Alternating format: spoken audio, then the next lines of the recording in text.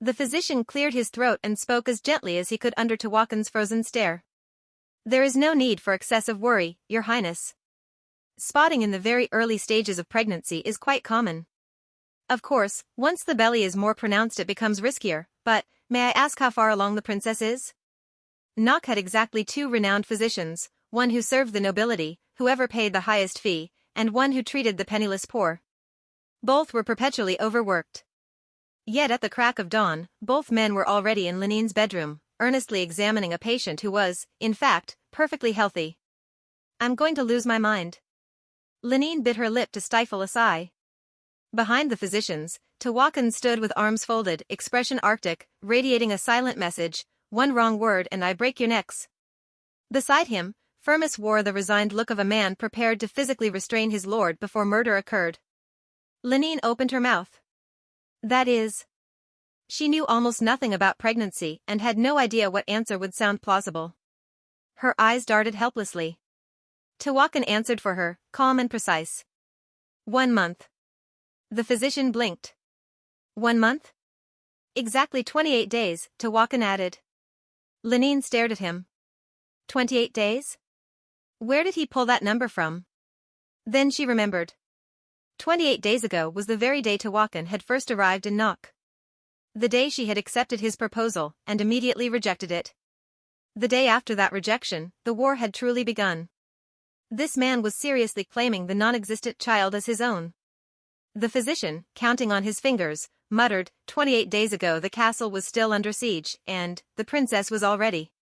He met Tawakan's glacial blue eyes and snapped his mouth shut. Those eyes were terrifying enough to make a grown man forget how to speak. Tawakan's voice cut like ice. That is irrelevant. Your only task is to keep my child safe. Yes, my lord, of course.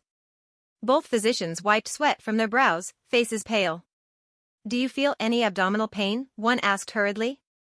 Any pulling sensation low in the belly, or as though something might tear? Lenin shook her head. No, just a little discomfort. Nothing like that. The usual dull ache that came every month.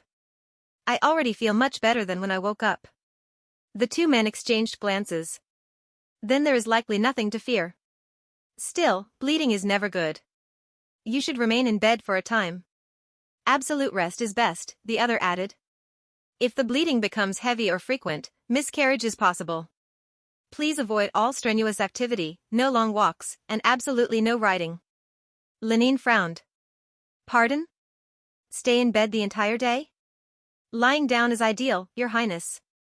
Tawakan interrupted before she could finish. I'll remember. Is there any medicine she should take? We will prepare some stabilizing tonics at once. The physicians hastily packed their bags, bowed, and fled. Tawakan flicked a glance at their retreating backs and spoke to Firmus. Follow them. Make sure the medicine is correct. And listen to what they say afterward. Firmus gave a wry half-smile. There's a chance they'll talk. Understood. No further explanation was needed. The physicians might gossip, or worse, report to House Kleinfelder. Firmus, for his part, didn't particularly care whether there was a real pregnancy or a risk of miscarriage. The child, if it existed, would still be Rafat Kleinfelder's. But he was wise enough never to voice that thought aloud. Mrs. Flambard, who had been hovering anxiously nearby, stepped forward. Well then. I'll just take these sheets to be washed right away. We must soak them before the stains set. She turned to leave, stammering. Lenin shot a quick glance at Tawakan, then reached for the woman's sleeve. I'll help you. You can't carry them alone. Mrs. Flambard's eyes widened. Your Highness, you mustn't. Absolutely not, Tawakan said, voice flat. Of course he wouldn't let her leave. Lenin had known it the moment the words left her mouth. They told you to stay in bed. This was exactly what people meant by digging one's own grave.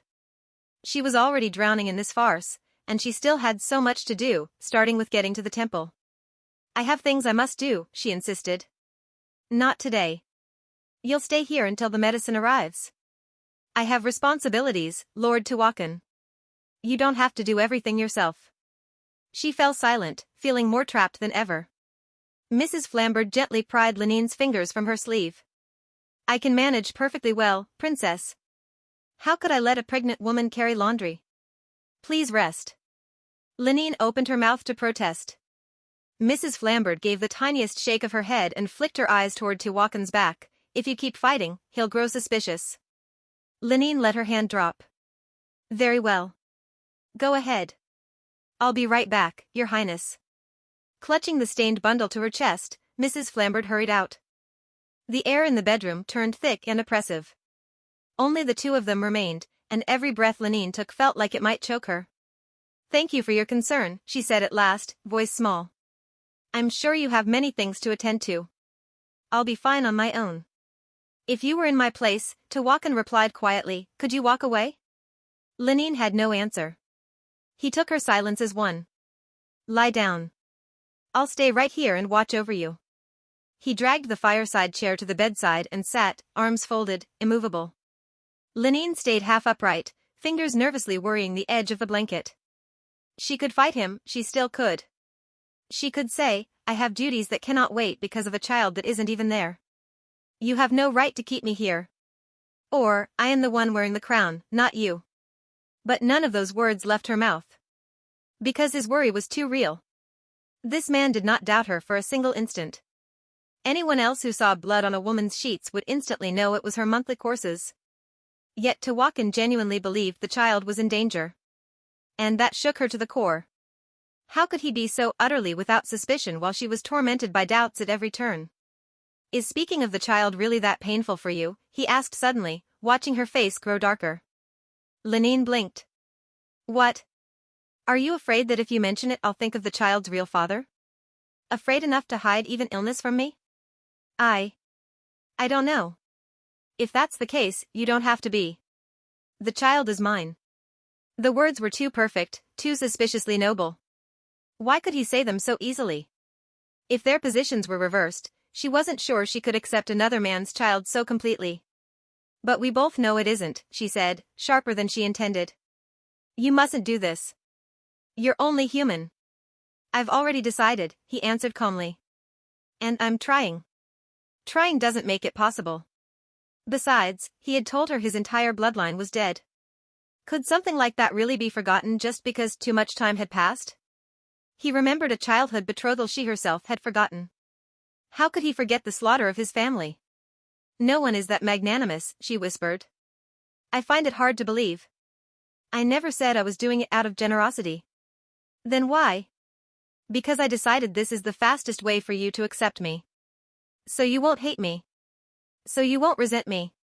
Lenine stared at him. What do I have to do, he asked, voice low, for you to trust me? That was exactly why she couldn't. Those words belonged in fairy tales, not in the real world. Life had taught her better. So you would truly do anything I asked? If it makes you believe me, princess, yes. The offer was absurd coming from a man like him, a predator who never lowered his guard. Yet here he was, blind where she was concerned. It made no sense.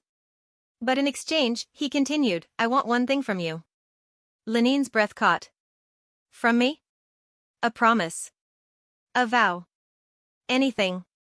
Something that guarantees the child you carry will, without question, be mine. She said nothing. Can you do that? He pressed. First, Lenine answered, finally letting the blanket fall from her fingers and meeting his gaze head-on, prove you'll do anything. Name it. I heard Lord Firmus took the old beggar from the temple steps. I want to see him. Tewakin's brow creased for a fraction of a second, then smoothed. That has nothing to do with the child. No, she said, but it matters. It mattered more than almost anything else right now. I need to hear what others have to say about the man who wants to be the father of my child. Silence.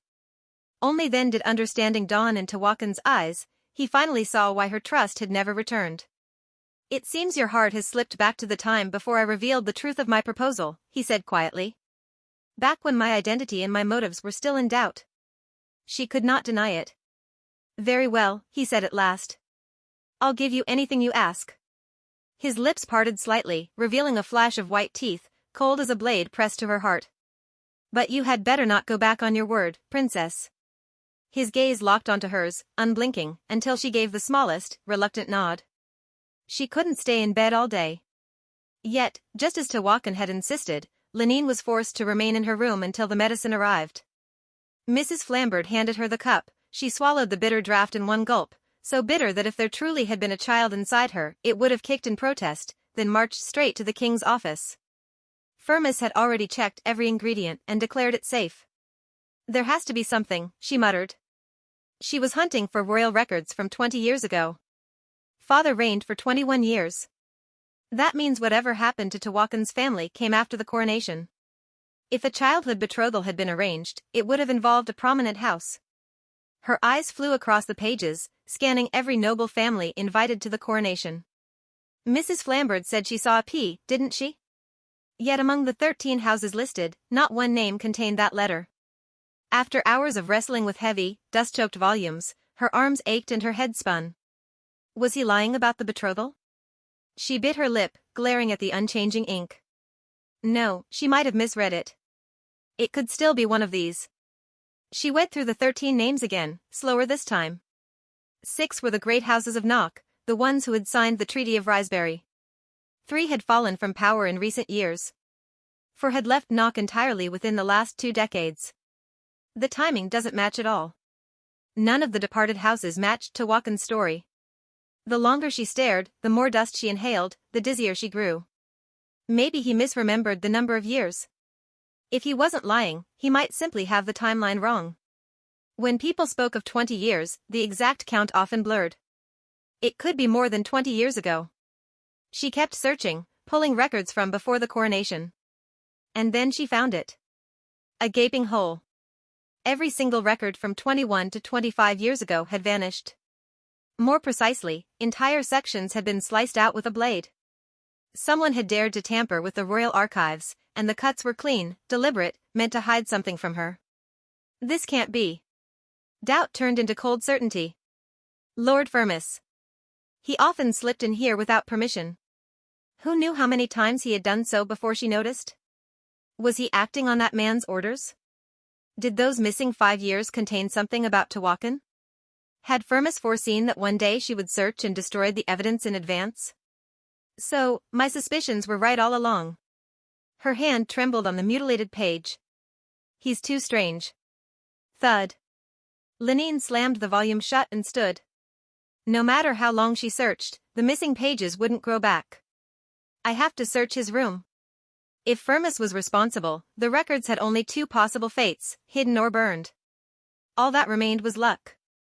If she was lucky, he had hidden them before he could destroy them. She strode out of the office and headed straight for one place. Directly across from Mrs. Flambard's room stood the chamber Lenine had used as a little girl. Now it served as Firmus's private office. Bam! The door was unlocked. Even if it had been, Lenine would have broken it down. She had no intention of hiding that she was searching the archives. The royal records belonged to the crown. No one without absolute authority was allowed to remove or destroy them. This time she meant to accuse Firmus outright. She hated flaunting her rank, but what he had done was shameless, an insult to the royal house. Princess? Firmus looked up from his desk, startled. What brings you here? She hadn't expected him to still be in the room. For a second she nearly faltered, then straightened her spine. I have something to ask you. How did you know I was here?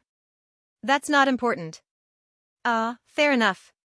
You just startled me. He adjusted his glasses with a sheepish smile. But shouldn't you be resting?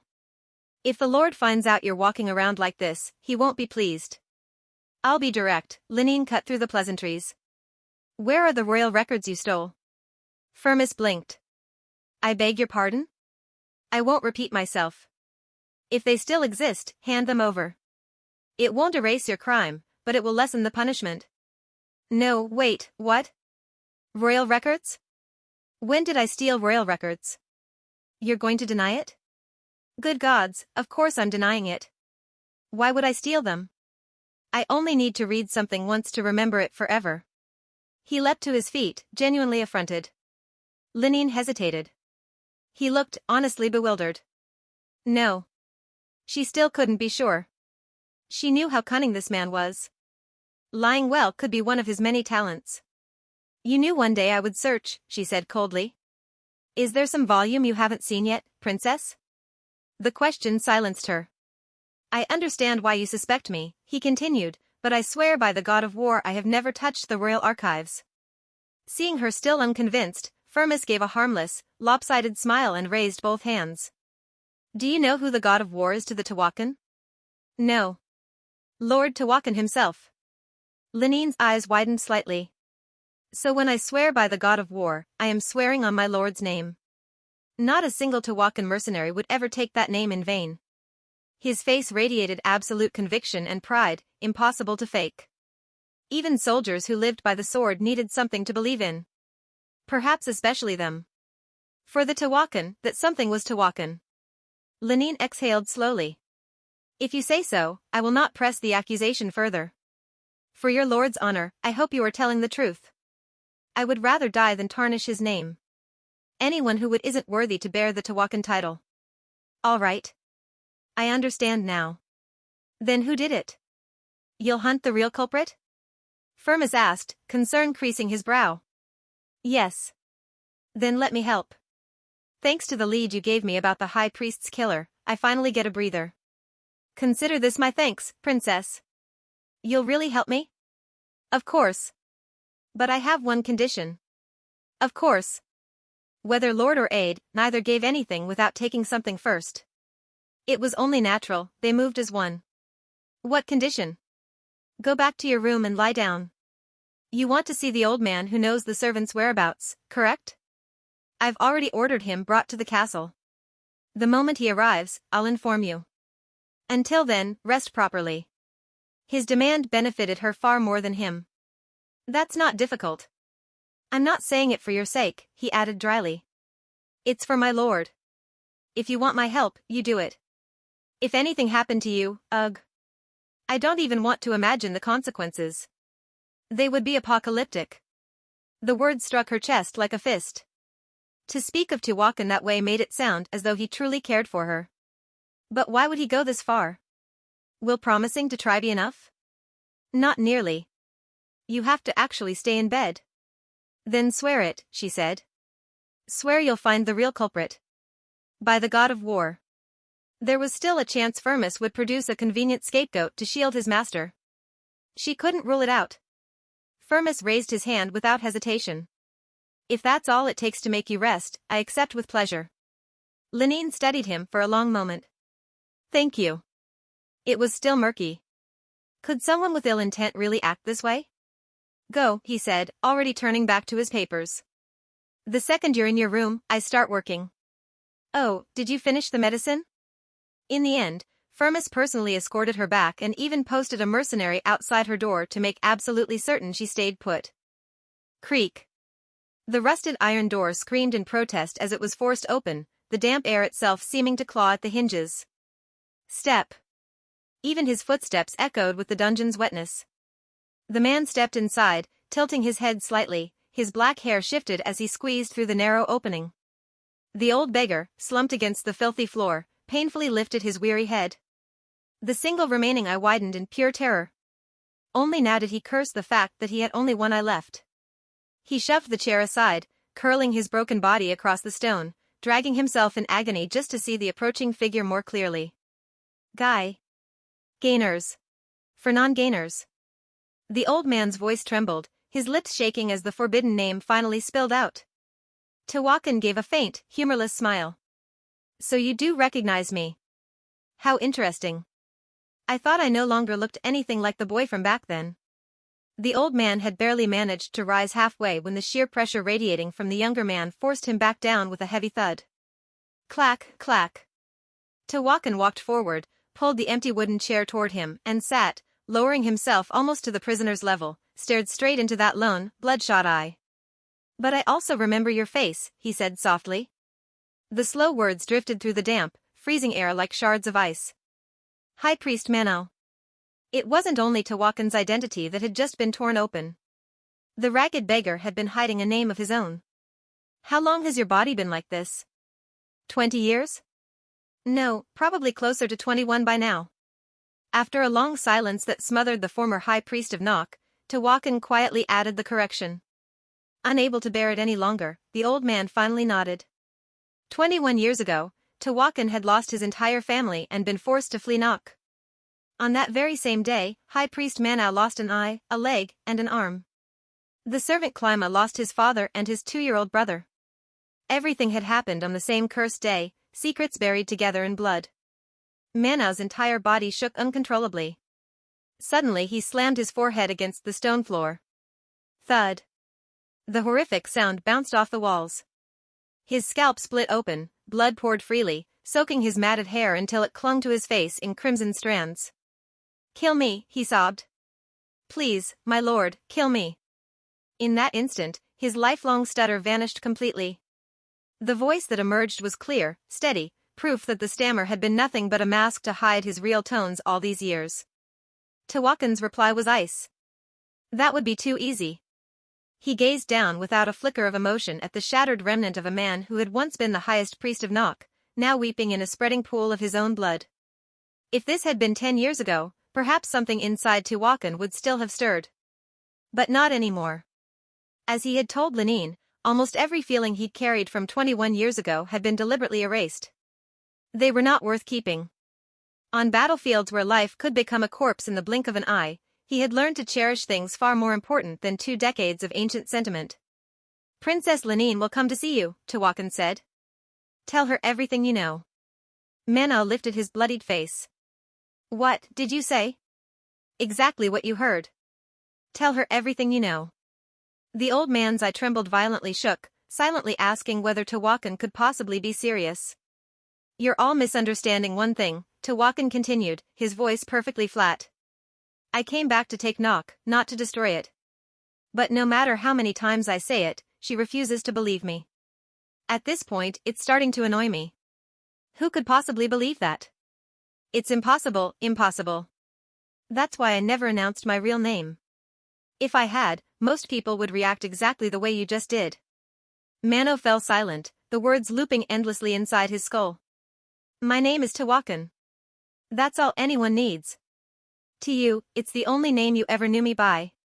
He had no desire for anyone to dig up the name that should have stayed buried forever. But Manhwa couldn't comprehend that. "Forget. How could anyone forget? I already have." Creak. Tawakan stood, pushing the chair aside. "From what I remember, you were never particularly brilliant, but you managed to hide your identity for over 20 years, so your mind must still work well enough. Whatever you choose to tell Princess Lenine will decide Nok's fate." He understood perfectly. If Tawakan's true name ever came to light, Nok's doom was certain. The same fate awaited Manhwa if his own identity were exposed. Recognizing the knife balanced over both their heads, Manhwa gave a heavy nod. "I understand. Don't cross the line and use the name I left Nok with." "I understand."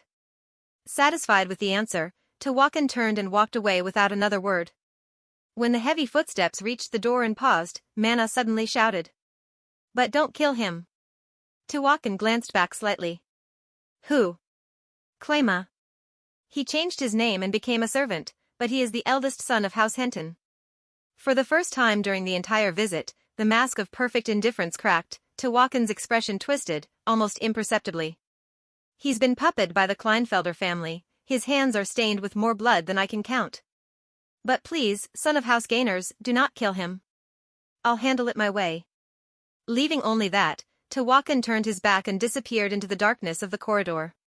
Moments later, several of Tawakan's soldiers entered and forced the old man to his feet. But long before their hands touched him, Manhwa had already collapsed again, clutching his blood-soaked face and sobbing uncontrollably into the cold stone. "The Lord went down there in person?" Firmus muttered in surprise the moment he heard the report. All this time he had been holed up in the king's study, rummaging through the royal archives exactly as he had promised Lenine. He would find out who had torn out those missing pages. And just now, he had discovered something rather intriguing. He was genuinely surprised that Lenine herself hadn't realized it yet. He had no intention of going back on his word to her, but Firmus still wanted to tread carefully. That was why he decided to speak with Tawakan first, before saying anything to the princess. Yet when he went looking for him, he was told that Tawakan had already gone alone to meet the old beggar in the dungeon. Probably something he wants to say in private, I suppose.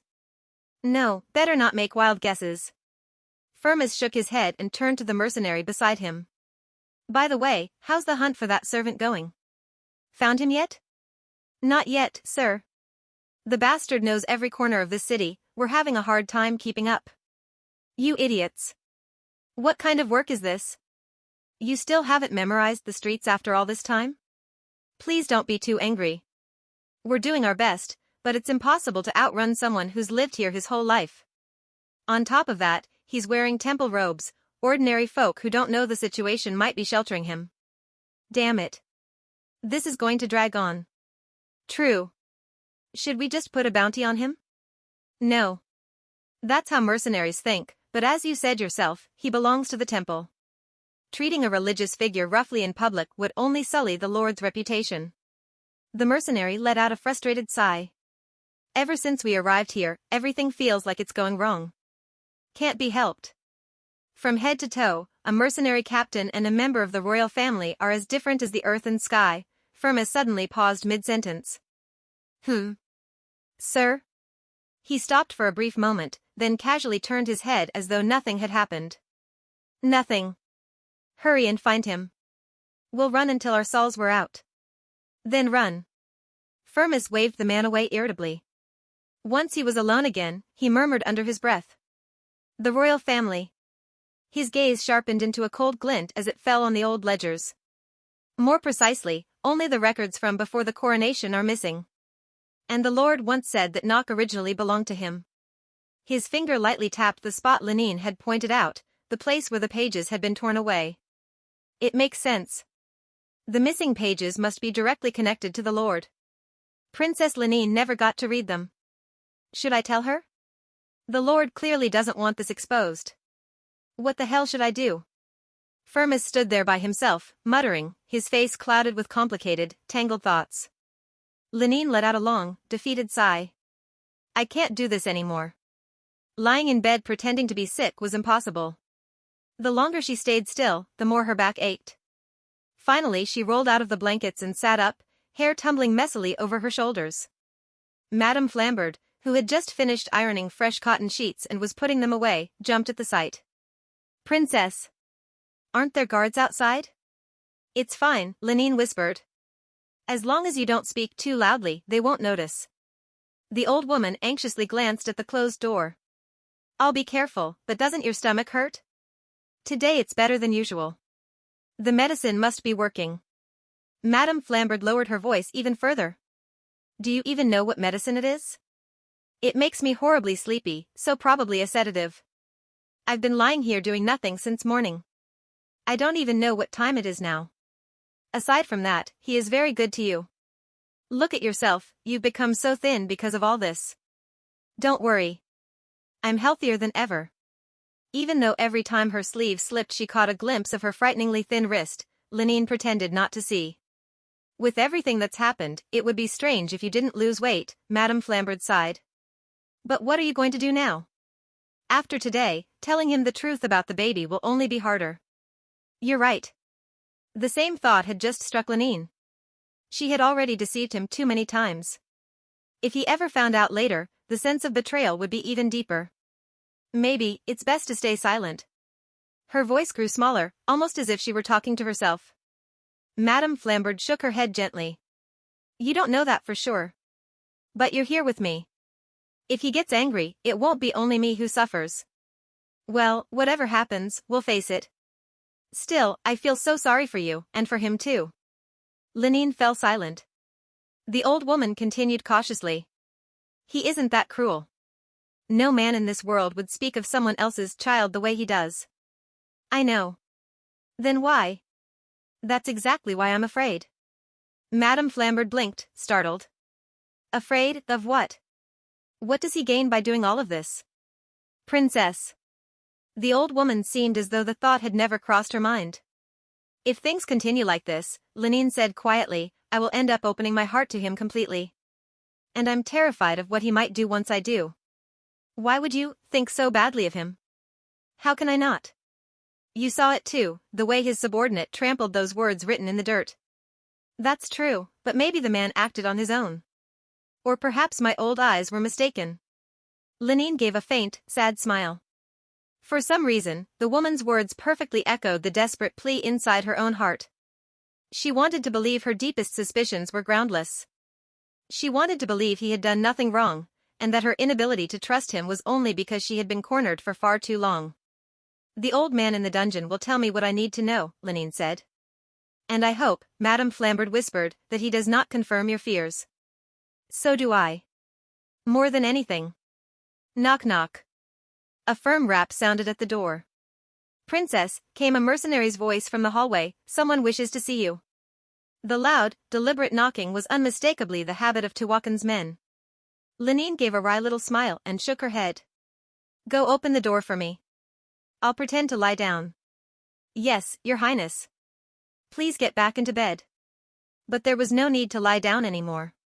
The visitors who had come for Lenine were not the sort one received while reclining in bed. Lenine inclined her head politely, though her voice carried a faint edge of fatigue.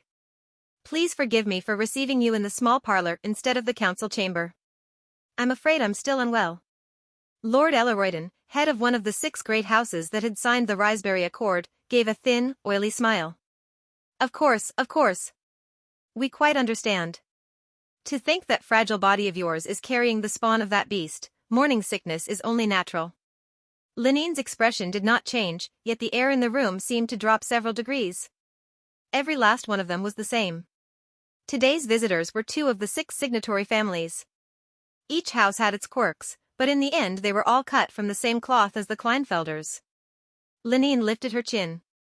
"I was unaware that vulgarity had become a virtue among delegation leaders. Or is this your unique way of honoring the late Lyndon Kleinfelder?"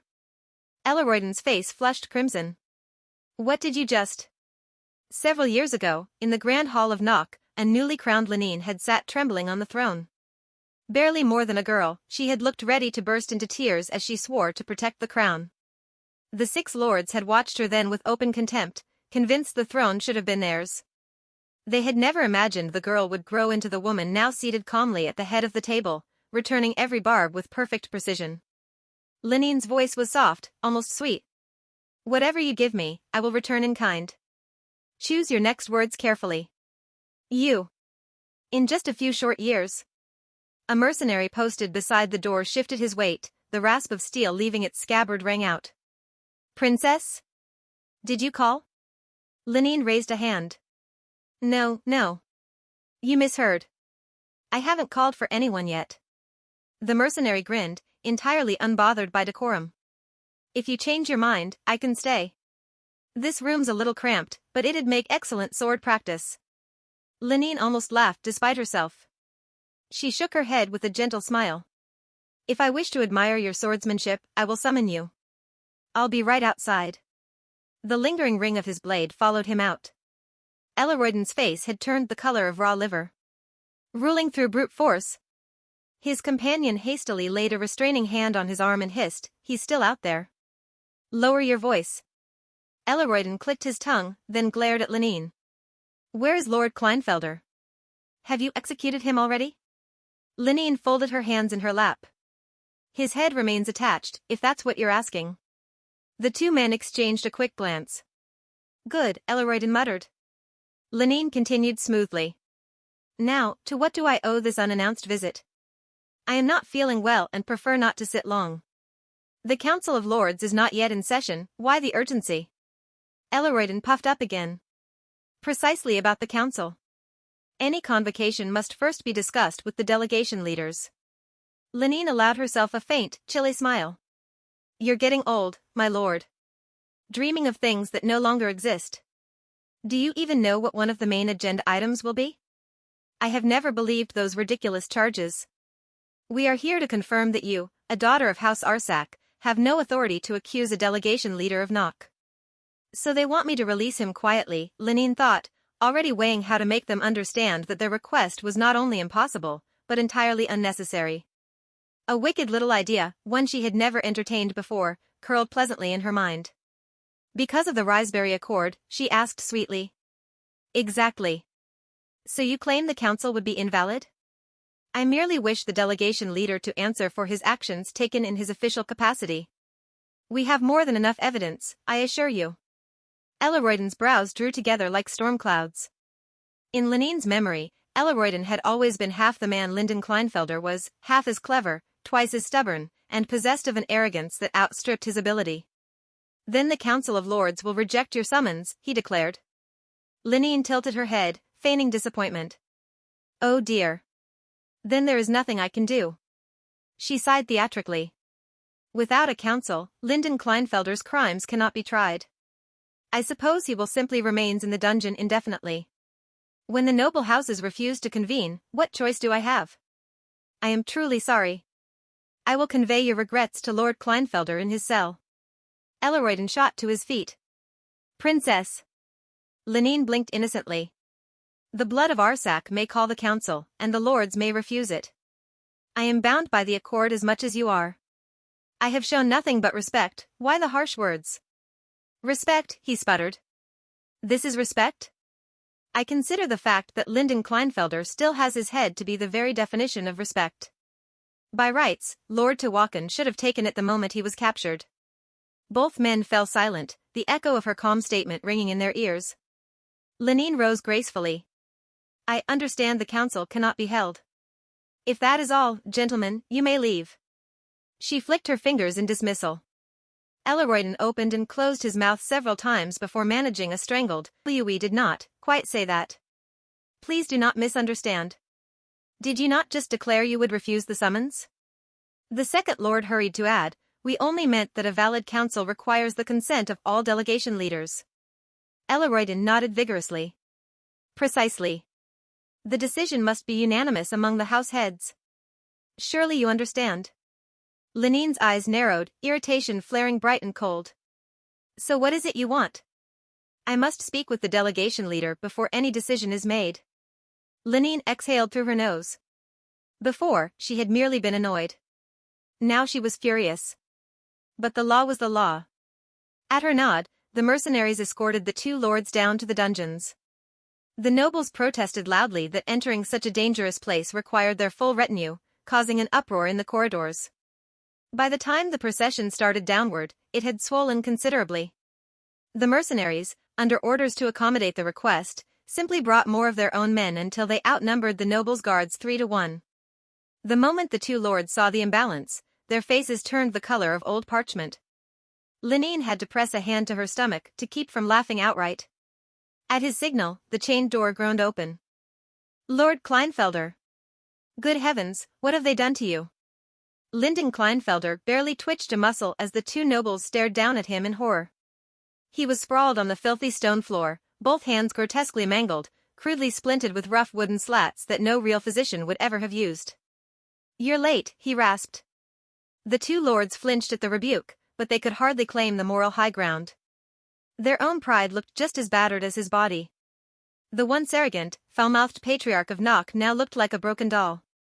Elleroyden swallowed hard. We risked coming to this wretched place just to see you. You had a duty to come. Lyndon snarled, voice low and venomous. Do you have any idea what it means that I'm locked in here? Tewakan is going to tear this kingdom apart and swallow it whole. And you think you'll walk away untouched? Elleroyden's eyes darted nervously toward the door. My lord, please, lower your voice. The feeding slot is open. You think I don't know that? If I didn't, my skull would just be a rock, not a brain. But, who else is on your side now except us? Lyndon's eyes narrowed to slits. Your face doesn't look very loyal. Or did you come empty-handed? Elleroyden faltered. What do you? Lyndon had been waiting for this moment. He wasn't about to waste a visit. With a grimace, he jerked his chin at the second noble, motioning him closer. Look at what they've done to me, he growled aloud. I'm starving for a decent piece of toasted bread. The man understood instantly. He leaned in until his lips almost touched Lyndon's ear. Lyndon whispered, so low only the noble could hear. Hurry, then, you must. The noble recoiled as if slapped, mouth falling open. What? Lyndon immediately roared to cover it, then go fetch me something proper to eat, you useless fool. If I die of hunger in here, the entire noble delegation is finished. Elleroyden blinked, face flushing scarlet with confusion. Yes, of course. You must be exhausted. We'll bring you good food at once. His voice was suddenly loud and obedient, eyes wide with exaggerated concern. The second noble tugged at his sleeve in panic. But, what about the council? We still have to discuss the council. Not now, Elroydon hissed.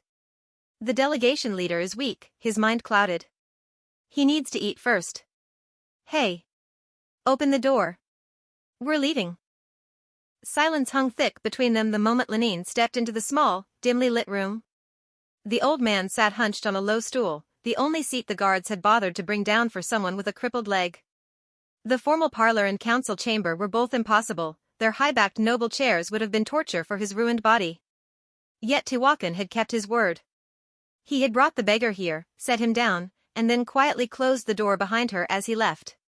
Lenine waited until the echo of his footsteps faded completely. Only then did she meet the old man's single, clouded eye. He was unharmed. No fresh bruises, no split lip, no signs of the rack or the whip. Whatever Tewakan had said to him in the dungeon, it had not been forced out with pain. The realization stung more than it should have. Am I truly so distrustful of him? She wanted to believe him, desperately, and that was exactly why she noticed every tiny detail, why she clung to even the smallest proof that he had not lied. Lenine drew a slow breath. I know you have something to tell me, she said softly. We are alone. No one else will hear. You may speak freely. The old man's cracked lips parted, but only a faint rasp escaped. Lenine repeated the words he had once spat at her in the throne room, the words that had haunted her ever since. The daughter of House Arsak is guilty, and so she will bleed. He will have his revenge. That is what you told me, isn't it? Tell me what it means. What sin have I committed to be called guilty? Still nothing. Lenine leaned forward, voice turning cold as winter steel. If you refuse to answer, you will never leave this place alive. You will stay here until you are nothing but white bones. No grave, no name. It was a cruel threat, one that denied him even the mercy of a tomb, but she could not back down until she knew. At last the old man's mouth moved.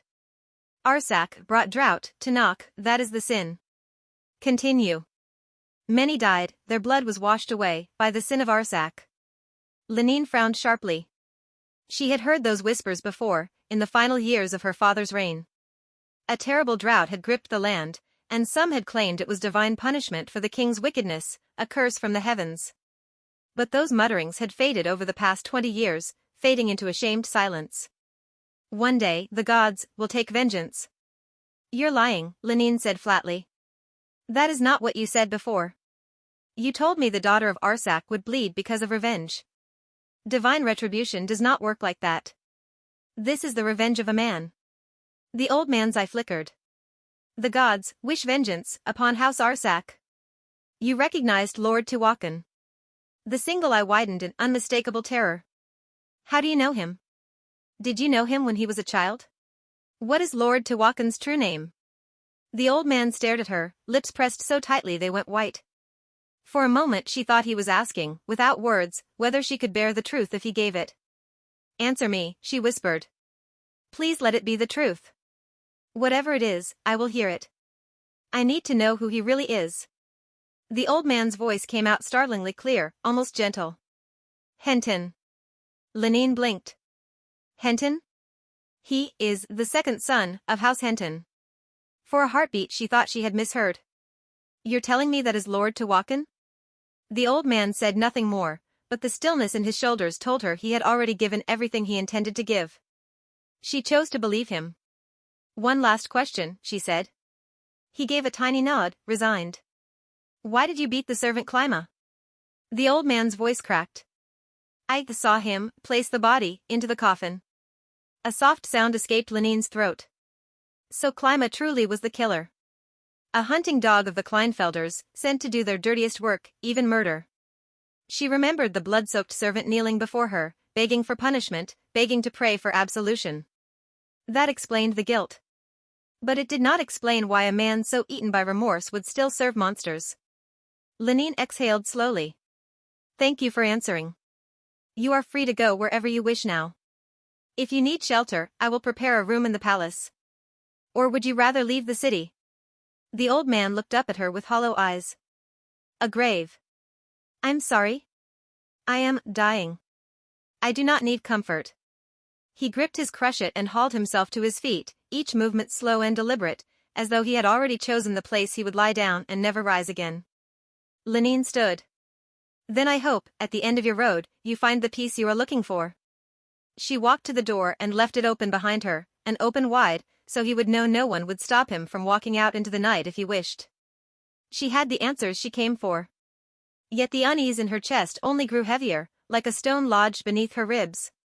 She found herself drifting toward the rear courtyard, the same desolate garden where Klima had once knelt in the dust. Nothing grew there but thorns. Lenine walked slowly among the sharp, brittle bushes, replaying every word the old man had spoken, turning them over and over like shards of broken glass in her mind. Henton, Henton, Henton. Lenine kept repeating the name under her breath, as though saying it enough times might make it suddenly familiar. But nothing came. It did not appear in any of the royal genealogies she had memorized as a child. Probably a minor house, so insignificant that if it vanished one day, no one would even notice. Yet she could not shake the feeling that it was familiar somehow. No, she whispered. The old man remembered. The image of the beggar, maimed, half-blind, half-crippled, rose before her eyes. Whatever tragedy had befallen him had nothing to do with her, yet guilt still twisted inside her chest. The same guilt she felt toward the blood-soaked servant. I shouldn't have let him leave empty-handed. She turned sharply, already planning to run after him with bread, a coat, anything. Anne stopped. Tewakan was walking toward her through the desolate rear garden. The moment she saw him, every other thought scattered. If someone could have painted the inside of her mind at that instant, Lenine would never have believed it. Everything else shrank to tiny specks, and he alone blazed at the center. She stood still, waiting as he closed the distance. How did you know I was here? I saw you. From where? The Eastern Tower. So he had been watching from the moment she left the guest room. This place is still dangerous, he said. I meant to stop you, but you looked deep in thought. You waited here for me? Yes. Why did he say such things so easily? Heat rushed to her cheeks. She dropped her gaze and tapped the ground nervously with the toe of her slipper. It's only a garden. It's where you were shot. Which means there's a hidden exit. Oh, she gave a small, embarrassed laugh. I really know nothing about Knot Castle, do I? He lifted a hand and pointed ahead. I found a passage right there. Better to stay cautious. A pause. Were you going back? Yes. I feel terrible for letting the old man go with nothing. Then you don't have to go anywhere. Firmus will take care of it. I wanted to give him food myself. Done. Just one quiet word, and the burden slid from her shoulders. Thank you, she breathed. You do even this for me. I only do what you wish, princess. He offered his arm, the corner of his mouth lifting slightly. Shall we walk? The invitation was perfectly clear. All she had to do was slip her hand through his arm, and they would stroll side by side like lovers in an old song, simply walking, talking of nothing important. Could she? Was she ready to set every doubt aside? She remembered their last exchange. Prove you will do anything for me, so that I can trust you. You must not break your word, princess. The bargain had been sealed the instant she asked to see the old man. No matter how heavy her heart still felt, she had to honor it. Lenine drew a shaky breath. I have heard your name, Lord Tewakan. She hesitated, then rested her fingers on his forearm. He turned, they began walking together as naturally as if they had done it 1,000 times. The old man knows who you are. And what did he say? Tell me yourself. Tell me your name. Tell me who you really are. A long silence. Then, very softly. Henton. So it was true. He had not lied. That was my name just before I left these lands. And afterward? I didn't exactly change it. After I left, names stopped mattering. She could not picture a child thrust into the life of a mercenary, far too young to even lift a sword. Tell me more, she said. When you spoke of your family being murdered, you meant your father? Yes. His voice was calm, almost detached, as though he were speaking of someone else's past, something too distant to hurt anymore. Do you know who did it? I was very small. I didn't understand the reasons. I only remember the pattern on the iron gauntlets of the men who killed him. What pattern? Laurel leaves. Lenine's steps faltered. Laurel leaves were the emblem of House Kleinfelder. Their banners, their soldiers, even the fleching on Raffat's arrows bore them. Her legs gave way. Tawakken's enemy was Kleinfelder. The man she had once loved had been the eldest son of Kleinfelder. To escape Tawakken's proposal she had lied and claimed she carried that son's child. And all this time Tawakken had believed the child inside her was Kleinfelder blood. Raffat had warned her, he came for revenge. Yet Tawakken had asked her to marry him. Revenge and marriage. Two things that should never fit together suddenly did. This is why I said nothing, he murmured, cashiting her before she fell. I was afraid you would react like this. But the child? I don't care whose child it is. But why? Do I have to say it again? He brushed the hair from her forehead, his voice gentle, familiar, as if he had repeated this many times before. I want you more than I want revenge, princess. You asked me not to kill Kleinfelder, so I let him live. Is that truly so hard to believe? It doesn't make sense. How could it? From the day I fled Nock I never stayed anywhere long. That became even truer once I took the name Tawakken. He tucked her hair behind her ear, thumb brushing her temple.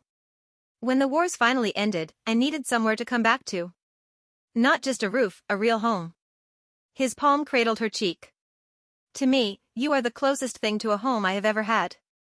Even if you were not a princess, I would still remember you as my betrothed. How can you?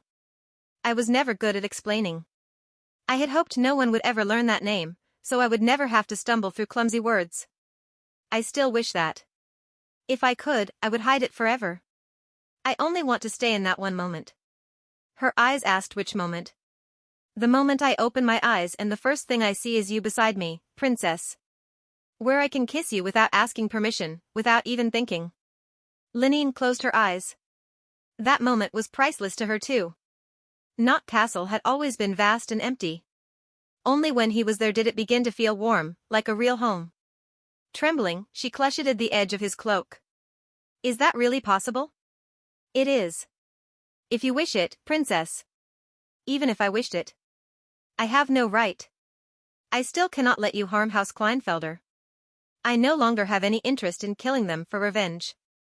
But your father was murdered before your eyes.